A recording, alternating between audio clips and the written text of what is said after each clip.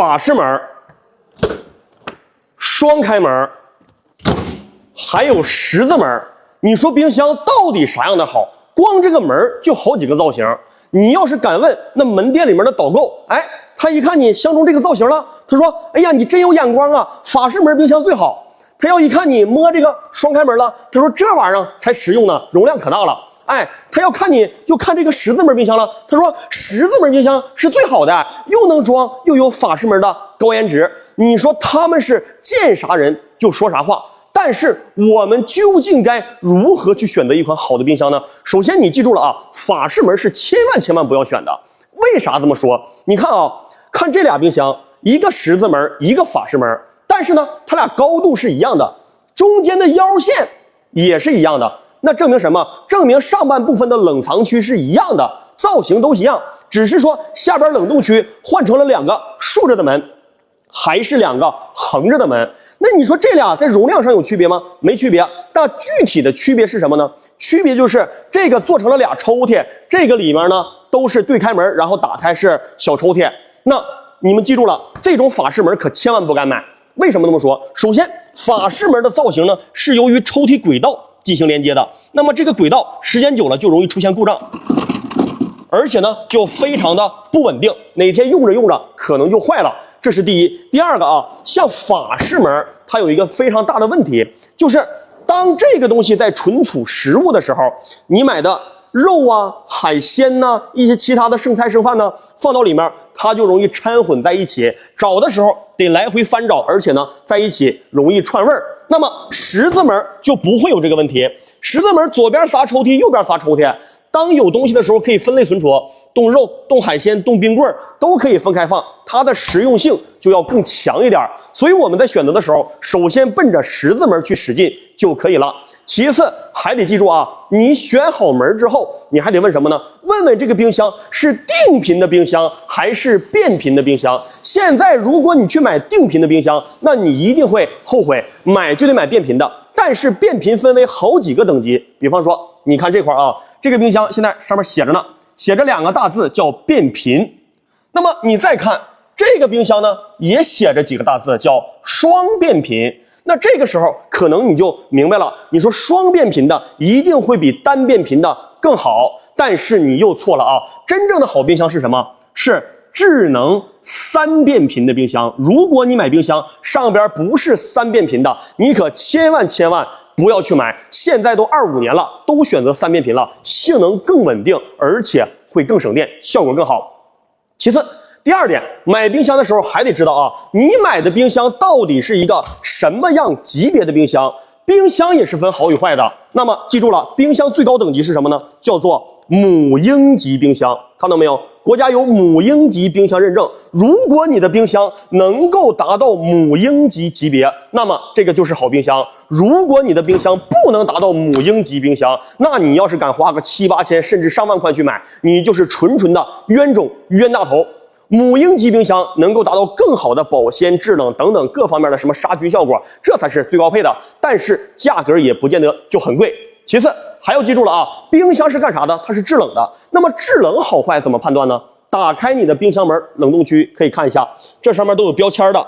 这个标签叫做大雪花和仨小雪花，这叫4星级标志。只有好的冰箱才能做到4星级标志，不好的冰箱根本就做不到。但是很多人根本都不知道有这个参数。最后还要看什么？看看你的冰箱是费电还是不费电的。那这个判断什么呢？就看中冰箱的这个能效标识就行了呀。如果是1级能效的，那么它一天都不到1度电。如果不能做到1级能效、2、3级能效，那你买它有什么意义呢？到家又费电又不好使。然后现在这个冰箱吧，更新换代特别快，每年都出好多的新型号。你前几年花个8、9千、1万多买的冰箱，今年一看就那冰箱也就值3000块钱了，根本不值钱，掉价太快了。然后呢，如果你买的冰箱坏了呢，说我维修一下吧，维修一下都不如买个新机器了。那这个时候你必须得问他，你的压缩机能保我几年？这个时候必须问他的压缩机。如果它的压缩机能够做到10年质保、10年包换的，那这种你就可以放心去购买。有的冰箱说就保你1年、保你2年、保你3年，结果钱没少花，最后呢一坏一维修，哎呀，今年又更新新的了，都不如买个新冰箱了，这你不就又让人坑了吗？然后啊，还要记住了啊，选冰箱知道上述配置，你能选到好冰箱了，你还得看什么？还得看你冰箱的厚度。因为现在的冰箱我们都要放在厨房里面，跟橱柜你不能凸出来呀，凸出来太多太厚了，它不美观。一般这个厚度就参考多少？参考60公分厚度的，相对比较合理。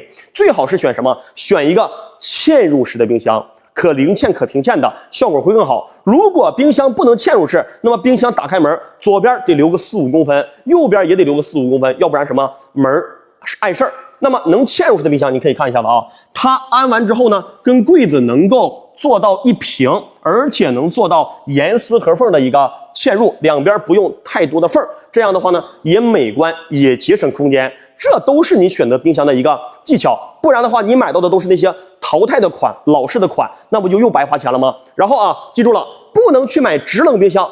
制冷冰箱有一个非常大的问题，制冷冰箱我们经常底下就结冰了，拿个铲子去砍冰去，后来把冰箱都砍坏了。现在都选什么？选风冷冰箱。风冷冰箱有什么特征呢？你可以注意看啊，它里边都是由通风口进行制冷的，就能够吹出冷气，把这个食材呢给你冻住。那么风冷冰箱有一个好处，它就是不容易结霜，这样的话呢，冷冻效果会更好，这才是你应该去选择的啊。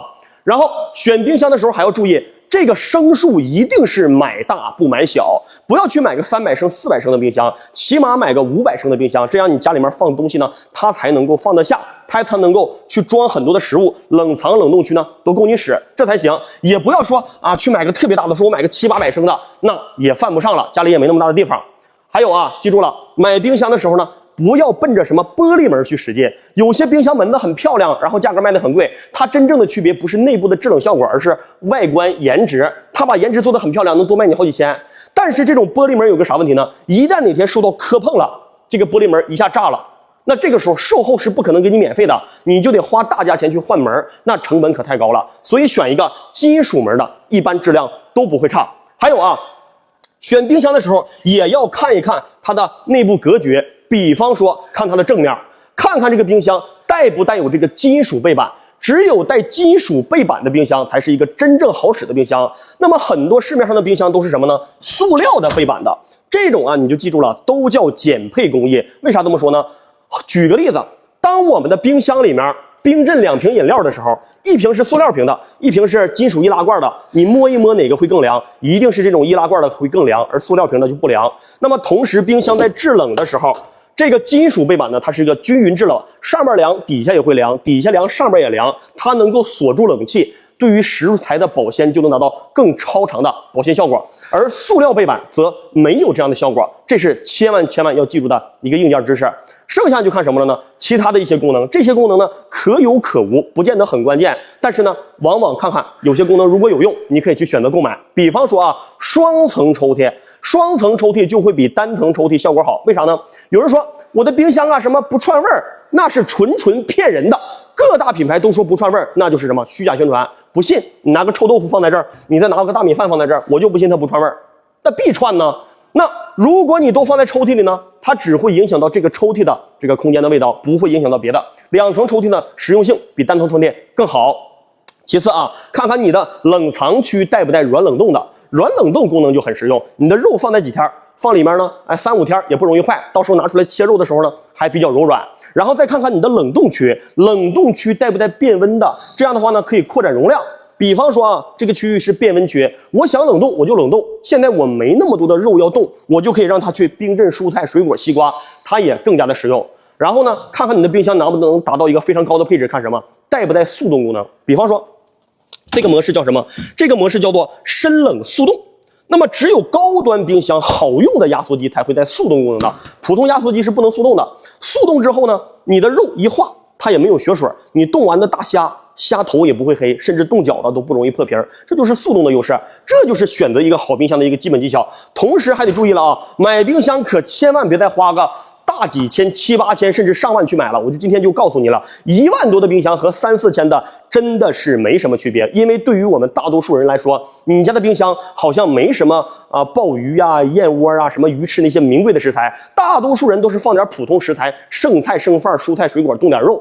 那么这个情况下，你就记住了，超过5000块钱你去买冰箱，你都将为此付出代价，没有任何的意义啊！如果你们不懂这些电器的知识，烟机呀、灶具呀、冰箱、洗衣机各种知识，你都可以多看看刘老师的视频，非常专业的分析和讲解，希望对你未来选购电器有帮助。